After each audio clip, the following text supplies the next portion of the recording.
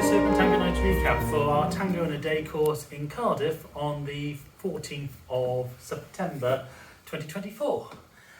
So, as usual, we had 4 workshops concentrated on different elements of tango.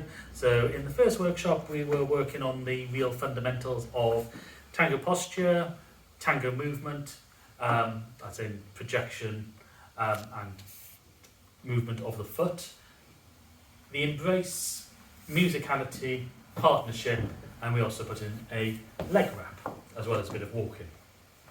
So for tango posture, leaning forward, getting that flex in the knee, coming into an embrace, so we can have a close embrace when there's contact in the chest area, or an open embrace when there's space between. Right hand for the leader comes around the back of the follower and rests around as far as is comfortable. Leader's left hand is to the side, elbows facing down, no tension in this arm, just enough tone to keep it in position, and we try and keep it in the middle of the embrace. For the leader, we're looking where we're going over the follower's right shoulder. For the follower's left arm, that's coming around the back of the leader and it's free to drift. So the first thing the leader does when they go into a dance is the balanceo, which is this rocking motion from side to side, where they come to a pause, and then we talked about how to lead with the chest. So where the chest goes is where the follower's free leg goes. So if I move my chest forward, the leg will go down the room, projecting backwards by opening up from the rib cage and having the feet in that V shape, sinking into the leg as I walk forward to get that extra bit of travel, and we can go for a walk.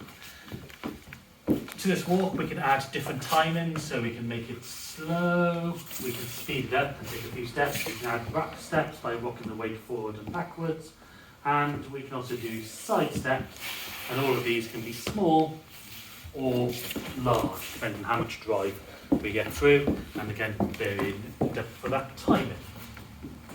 We also did the outside system of walking. We'll step into the left.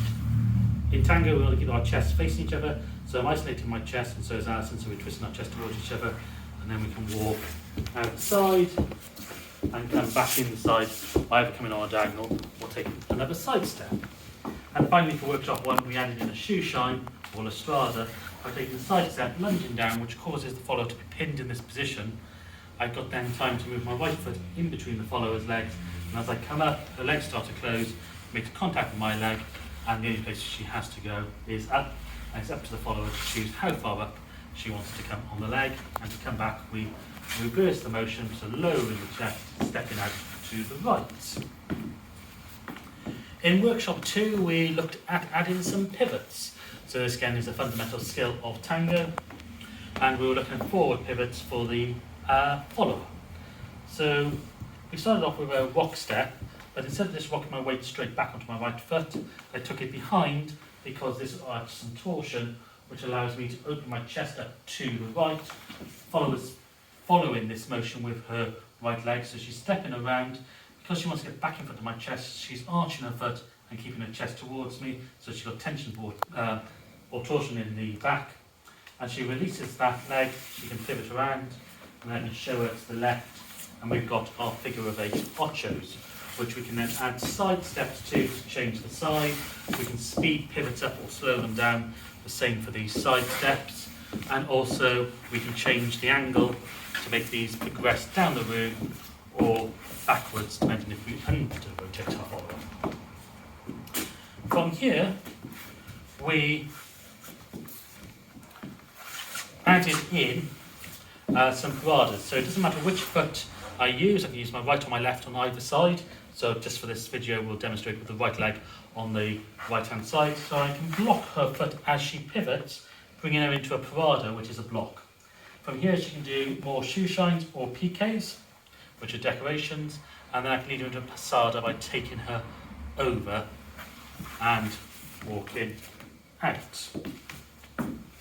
We also looked in this workshop at what happens if you change the height of your ochos.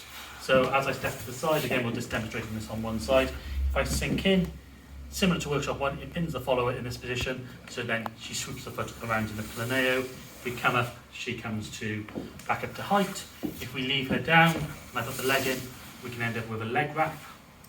Or, as I go down, if I start walking backwards, we can do a calcita, and then we can add in leg wraps and come back up to height.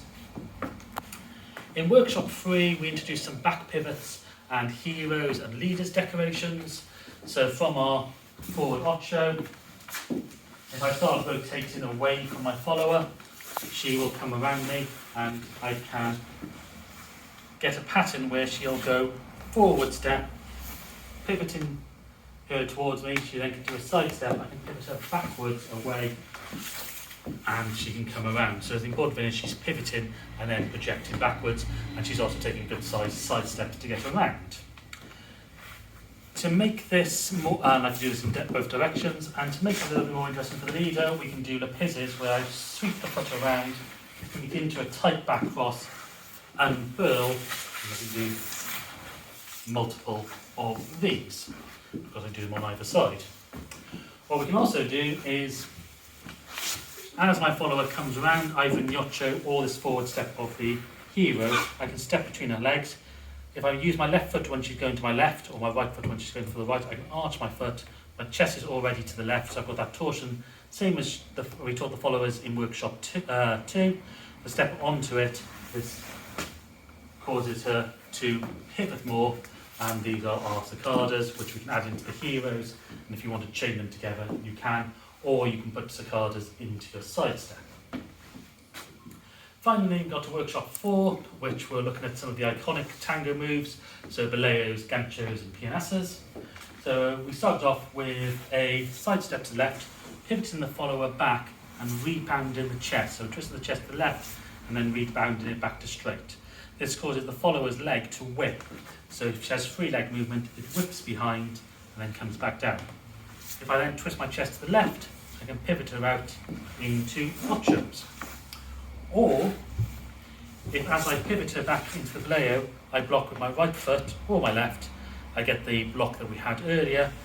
But we can do some different ideas. If I take her over, but not fully transfer her weight onto her left leg, I twist my chest back to the right, we get a Gancho where her leg is loosely hooking onto mine. I've gone up onto the ball of the foot and lifted the knee just to give a nicer target.